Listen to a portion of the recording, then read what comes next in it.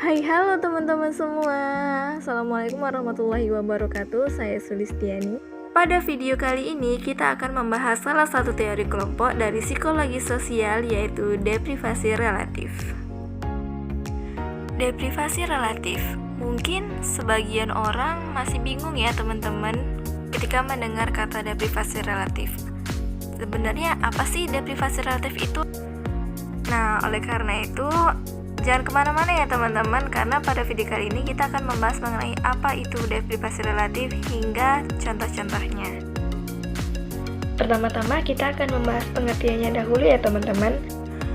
Brown mengatakan bahwa deprivasi relatif adalah keadaan psikologis di mana seseorang merasakan ketidakpuasan, kesenjangan, atau kekurangan yang subjektif pada saat keadaan diri dan kelompoknya dibandingkan dengan kelompok lain. Sedangkan Runciman berpendapat bahwa deprivasi relatif adalah perbedaan situasi yang diinginkan seseorang dengan situasi yang terjadi pada saat itu.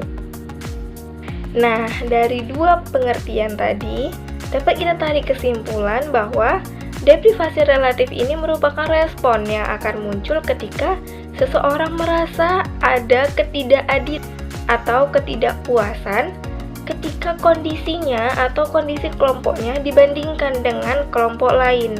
Dalam artian, dirinya merasa lebih buruk ketika dibandingkan dengan orang lain ataupun kelompok lain. Nah, kemudian ketidaksesuaian harapan dengan keinginan ini akan memunculkan respon ataupun reaksi di mana mereka merasa tidak adil, dan ini akan memunculkan sebuah konflik jika tidak segera diatasi. Nah, dalam hal ini Runciman membagi dua deprivasi relatif. Yang pertama yaitu deprivasi relatif egoistikal, di mana deprivasi relatif egoistikal ini terjadi apabila seseorang menganggap dirinya lebih buruk ketika dibandingkan dengan orang lain yang berada dalam kelompoknya. Nah, sebagai contoh, saya pernah berpengalaman ketika kerja kelompok, di mana waktu itu saya memiliki kelompok dengan jumlah 4 orang, di mana selama mengerjakan tugas hingga presentasi, masing-masing dari anggota kelompok saya memiliki peranan dan tugas masing-masing.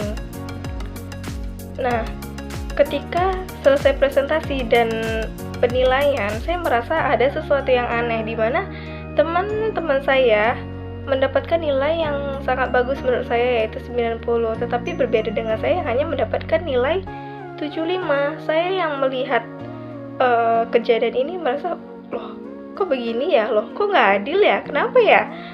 Nah, saya memunculkan respon bahwa ini semua itu tidak adil, dan akhirnya saya mengkonfirmasi kepada guru yang bersangkutan. Nah, fenomena atau kasus ini merupakan salah satu contoh deprivasi relatif egoistikal, di mana waktu itu saya membandingkan kondisi saya dengan kondisi orang yang berada dalam kelompok saya. Nah, poin kedua adalah deprivasi fraternal, di mana deprivasi ini dapat terjadi apabila seseorang menilai kelompoknya lebih buruk dibandingkan kelompok lain. Nah, sebagai contoh, ini berdasarkan pengalaman saya juga ya teman-teman. Jadi waktu itu saya pernah bekerja di sebuah percetakan, di mana percetakan ini lumayan besar. Ia memiliki beberapa cabang yang kebetulan lokasinya berada di dalam satu kota yang sama. Nah, kita anggap saja namanya kantor A dan kantor B ya teman-teman. Jadi kebetulan saya berada di kantor A, yang kebetulan adalah kantor pusatnya teman-teman. Di mana di kantor A ini kisaran jam kerjanya yaitu 10 jam per hari, kemudian dengan upah yaitu 2,5 juta per bulan. Namun di kantor B mereka juga bekerja selama 10 jam per hari, namun upah yang mereka terima itu berbeda, yaitu hanya 1,8 juta per bulan. Nah, para pekerja yang berada di kantor B ketika mengetahui hal ini, ketika mengetahui bahwa upah di kantor A itu lebih tinggi daripada upah di kantor B, maka mereka memunculkan respon atau reaksi bahwa kejadian ini tidak adil. Karena menurut mereka bekerja sama dengan kami, yaitu 10 jam per hari. Akhirnya mereka menuntut keadilan kepada pimpinan kantor. Nah, pada kejadian ini yang terjadi adalah deprivasi relatif fraternal, di mana orang-orang di kantor B membandingkan kondisi mereka dengan orang-orang yang berada di kantor A, bahwa kondisi mereka lebih buruk ketika dibandingkan dengan kelompok A.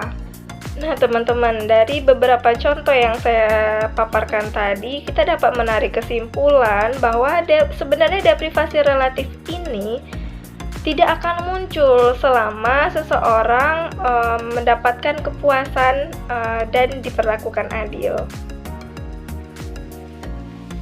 Nah, teman-teman, cukup sekian video pembahasan kita pada hari ini mengenai deprivasi relatif. Semoga bermanfaat ya bagi teman-teman semua. Sekian dari saya, mohon maaf atas segala kekurangan. Saya Sulistiani, saya akhiri. Assalamualaikum warahmatullahi wabarakatuh.